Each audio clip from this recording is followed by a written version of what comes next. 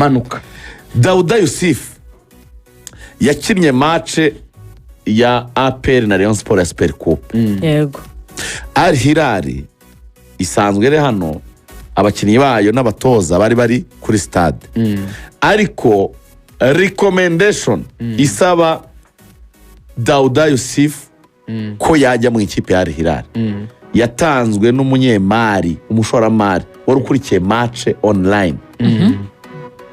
Umwe mu bayobozi ba Al Hilal wibera mu gihugu cya Misiri w'umukire cyane yavuze ati muri iyo match hari umukinnyi nabonye muri iyo kipe yambara umweru n'umukara, ati umukinnyi aberanye n'ikipe yacu. Ati umukinnyi wo muri Mediane nabonye ati muri iyo match ati ndabona ari umukinnyi uberanye n'ikipe yacu. Ati mwamuganirije ko muri mu Rwanda aricyo mubereye aho ngaho mukareba uburyo twamusinyisha. Naho ngaho ngo igitekerezo cyavuye cyo gutangira kuganiriza umuntu bita Dauda Yusuf. Dauda no mu mediateur rusha abandi. Uziko na Pyramide batsinda 3-1 Fista naramubaje ndamwe abakinnyi bo muri APR bakunze. Aravuga ati uriya mutipe yadutsinze igitego cya mbere. Ni Dauda wari batsinze mu mediateur ukomeye cyane. N'umuhanga Dauda nuko ajya agenda utubazo tumwe na tumwe ariko ni sawa. Hanyuma indi nkuru abantu bumvishe iyo kuvuga ngo Clement arajya muri Al Hilal. Wenda chairman yari bivuzeho ariko reka tujye muri Zandani ko chairman yari wenda bujye muri Zandani zindi. Yego. Ikipe ya Al Hilal ngo yaravuze iti turi mu Rwanda turi gukinira mu Rwanda. Yego. Nta mukinnyi w'umunyarwanda n'umwe dufite muri ekipe yacu. Yes, dufite umusore wo mu Burundi ariko kandi si umunyarwanda nyine no mu Burundi. Ni gute twakwisanisha na communauté y'abanyarwanda kugira ngo tugere fan base badukunde banatwiyumvemo ariko nidukore investment isa gusa naho ari ukwikiza. Hano hari ukuntu uvuga ngo reka ngure umunyarwanda ariko gushyira kuri bench. Yego. Oya tuzana icyo bita valeur sûre. Wa mukinnyi uvuga ngo ndamuguze arampenda mu mafaranga yo kumugura umushahara we uraba umpenze cyane ariko ndamuzana n'umuntu uje gutanga challenge iremereye cyane muri ekipe yawe. Bakora icyo bita isesengura bitonze mu bakinnyi b'abanyarwanda bose bagikina muri championnat y'u Rwanda. Yego. Bahereye mu izamu bagazajya batabazamu b'abanyarwanda bagacisha mu murongo. Gatatu w'abanyarwanda bakaba bati havi. Kabiri w'abanyarwanda bati uriya mukongomani afite yitwa Ebola nta munyarwanda wajyamo.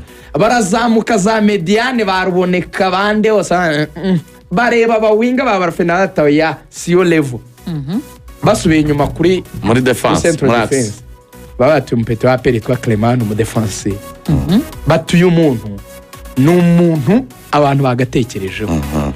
Iyo dossier rero ntabwo ikipe ya Al Hilal yakoze icyo bita ubusabe muri APR. Abantu babyumve neza. Ntigeze yandikira APR iyimenyesha kwishaka Clement ariko mwisesengura bakoze ry'umukinnyi w'umunyarwanda bagura kaza ko gicyongera mu ikipe yabo. Kandi nyine wanabakundisha n'abanyarwanda bahurije kuri Clement ariko ntibigeze yabisaba. CEO wabo rero yemereye umwe mu bantu baba informa twaganiriye ko mu by'ukuri yo gahunda hari yo kuzagura umukinnyi w'umunyarwanda ndetse bafite n'icyo kintu cyo kwa pressure ubushobozi muri Clement ariko nta official request iyo yose cyangwa approach yabaye. Byaba kimwe nuko bitaba amakuru yandirekanye nkongere mande umukinnyi w'umunyarwanda kankongere mande makuru uvuga ngo Clement bamaze kumuvetinga bakabona bamukenera bakenera services. Basabye umukinnyi bitagira umugisha. Barambwira ati wowe ikirundi n'ikinyarwanda birahura muvuga ururimi rumwe cyane, genda ubanze wegere Clement umubwire uko tubaho hanyuma unamubaze nawe icyo yifuza n'icyo atekereza.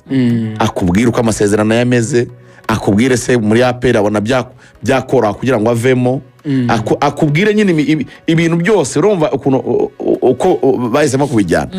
Muganire mu bishuti umubwire ubuzima bwa Al Hilal hanyuma nurangiza nawe umubaze imitego yose twahura nayo mu gihe twaba tugiye mu biganiro biri official. So nuvuga ngo ayo makuru arahari ko gira umugisha muri iyi minsi arimo aravugana arimo aragenda na bega kwa bega n'umuntu bita Clement. Niwe muntu bamushyizeho abamuganiriza gira umugisha buriya baranamwemera muri Al Hilal babaganira nawe urumva amubwire nyine urumva ko gundi umukinnyi aragufungukira akavuga ati wenda amasezerano yanjye ameze gutya yo muri inshuti mu bishuti tuganira b'abanyarwanda wenda tuvuga amazina ku mpamvu zabo baganiye n'uyu mupeti twagira umugisha we ubundi ngo muri ari hirari ngo ko caramwe ati wowe ntukazajya udefanda atujye uza muri zone nyine mu gihe ikipe yacu idafite umupira uze ku murongo w'injimega kabiri kugira ngo dukore bloke gusa ubu hari atariko ibyo kujya mu madiweri wapi ati ntukivune niba afata umupira tuzajya tusohorera ku ruhande rwawe ubundi utware baro nyine ewana uzamuka wegera izamu uziko dukina nabo gorira ikipe irakomeye niyo kipe ya mbere itagira ikintu cyitwa tamforo mu Rwanda urabona ko akunda ikipe ngo iratangira ngo iguhaga ngo n'ingufu nyinshi cyane ngo ikumereye nabi nta byari hirari igira ari hirari ukuntu yinjira mu kibuga kwizigira ikina kuri tempo imwe match kuva itangiye kugera irangira wayitsinda igitego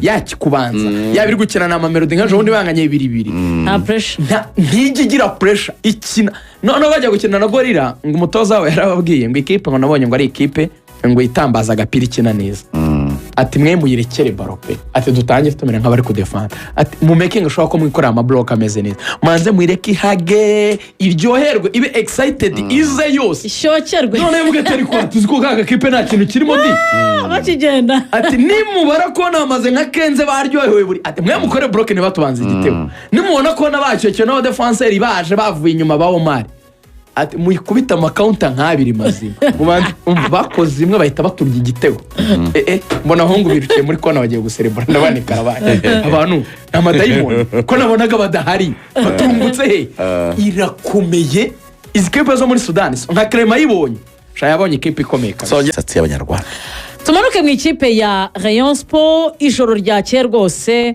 bacunze ngira ngo bamwe mu bafana b'ikipe ya Rayon Sport bamaze kuryama barambitse umusaya gatoya bahita basohora inkuru nziza no ushaka kumbaza uko byagenze muri iyi minota ugiye kubikora uwo mukiza yahageze ndabona bamaze no kumwerekana uwo mukiza Obed akina kangahe kabiri avuye hehe muri MVC poste yabo bagize bati bayimanitse bakoze graphic yego bayijyana mu rukari bahita bavuga bati we share the roots Nyanza ariko caption hejuru baravuga ngo Nyanza born Obed uwumukiza is official Rayon Sport player hejuru bari babanje kuvuga ngo he choose to come back home bahuje amateka naho bavuga Obed avuka Nyanza nareka avuka Nyanza yego kuko buriya na Mevesi imubona yamuboneye Nyanza akinaga mu cyiciro cya kabiri Rugaju akira ameza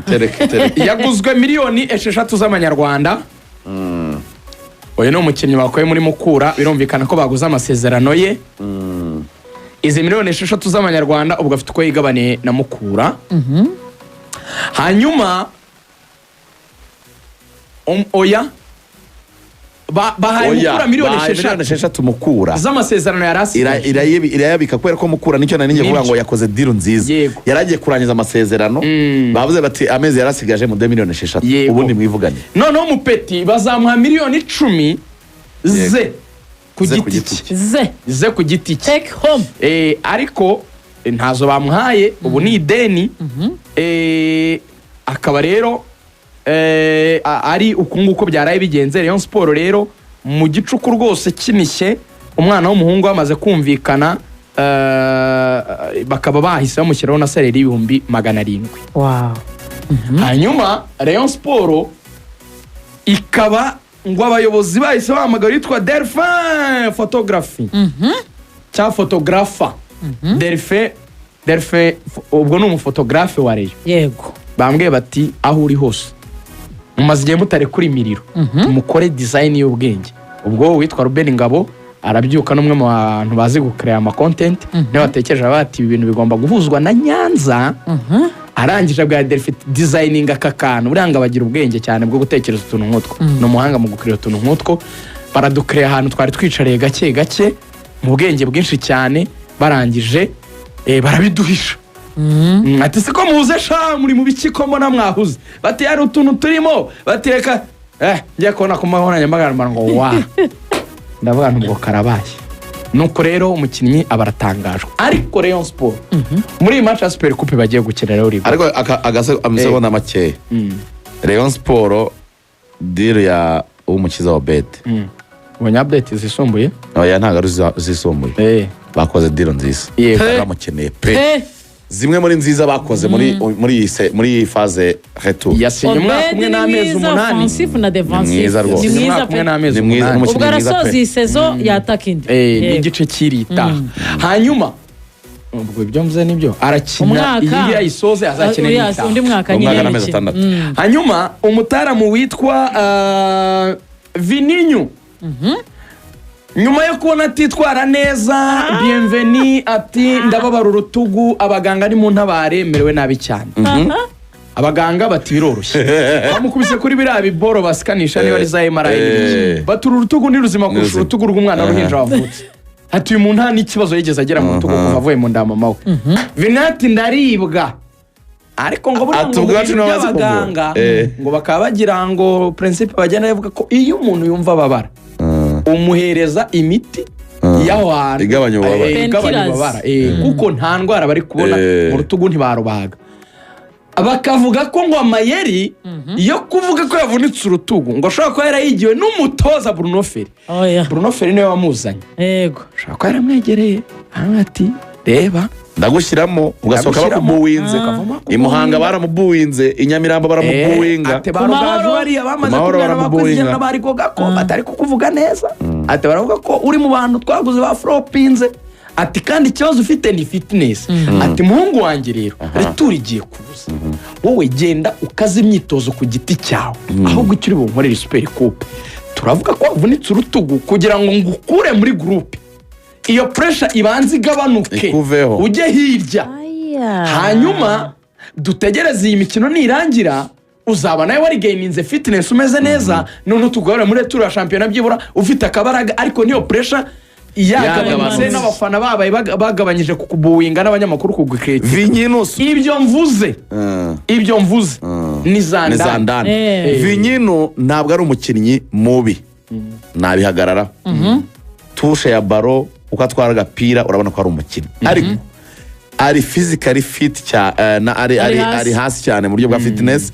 Olivier Gakwa yaramwe ngo ifaranga rya Obed arariryamanye nta deni tumufitiye ngo amafaranga Obed twamwemereye twayamuhaye n'ayamukura twayahaye n'ibizibiti mwabonye ukuntu abafana kuri Vininyu rwose bavugaga atagume ahubwo agumeyo wakoze cyane Olomide hari n'izindi zandani zareye ejo zishyushye zaka nuko dutashye umunsi